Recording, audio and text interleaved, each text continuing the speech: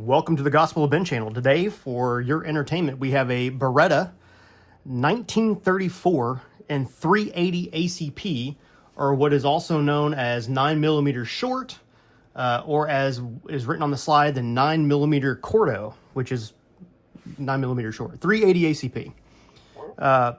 So we're going to have some other guns here in a minute. I'm going to show you some of the things we're going to review coming up. On this channel, I like to do older stuff, not the stuff that just came out yesterday, but stuff that maybe hasn't been around for a while. Maybe it's harder to find some videos on it. But this is a 1934. This particular model was made in 72. It is 6 inches long over length with a 3.7-inch barrel. It weighs 23.3 ounces unloaded. Single stack with a 7-round detachable magazine. For comparison, the SIG P238 weighs about 16 ounces unloaded. So that just gives you an idea of the weight comparison. Some of the drawbacks of this gun, considering it is an older design, it has the magazine on the grip, right? The magazine release down here. So that is unloaded. I'm still getting used to this. So it has the mag down here. Forgive my lack of expertise in the proper name for it. This is a single action only firearm. So that means you have to pull back the hammer for the first shot.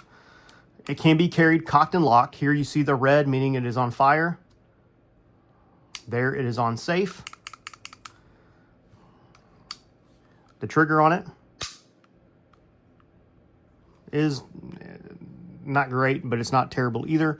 I mean, it's better than a striker fired. It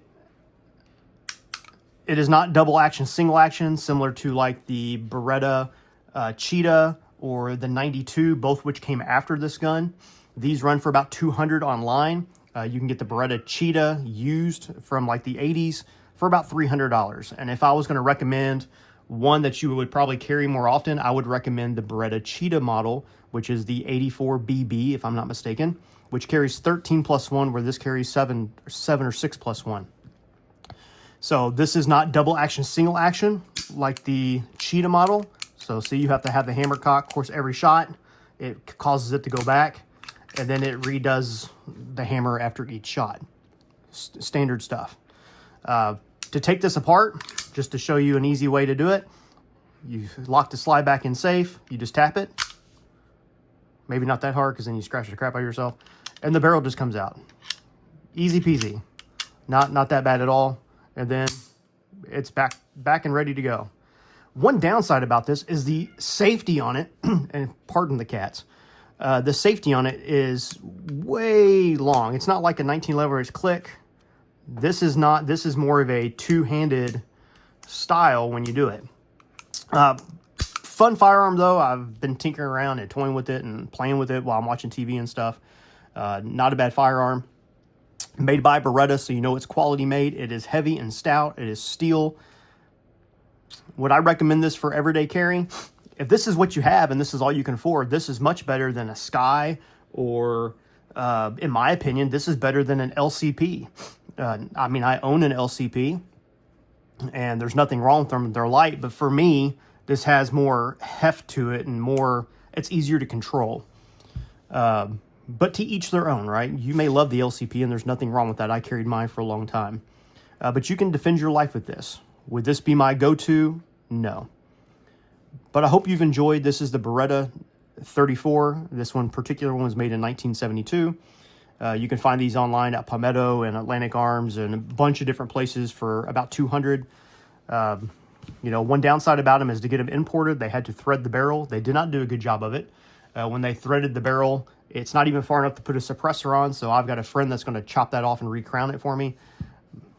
But overall, pretty good gun. So tell me what you think.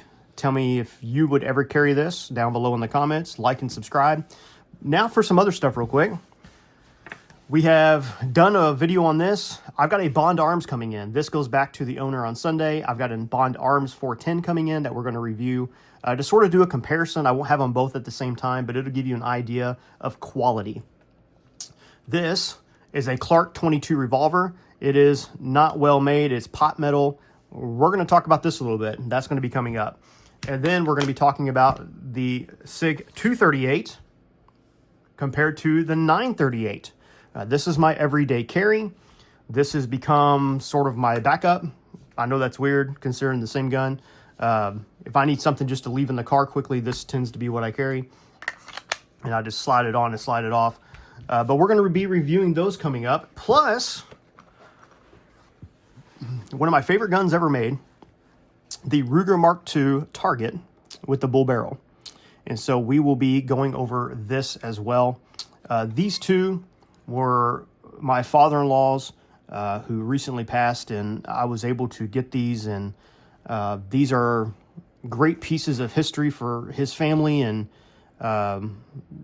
it honors me to be able to have them and do a review on them and show everybody, you know, some of the things that I've enjoyed and we enjoyed together. So keep watching, like, and subscribe for that coming up. Thank you guys for watching. You guys have a great day. God bless you, and I will see you next time.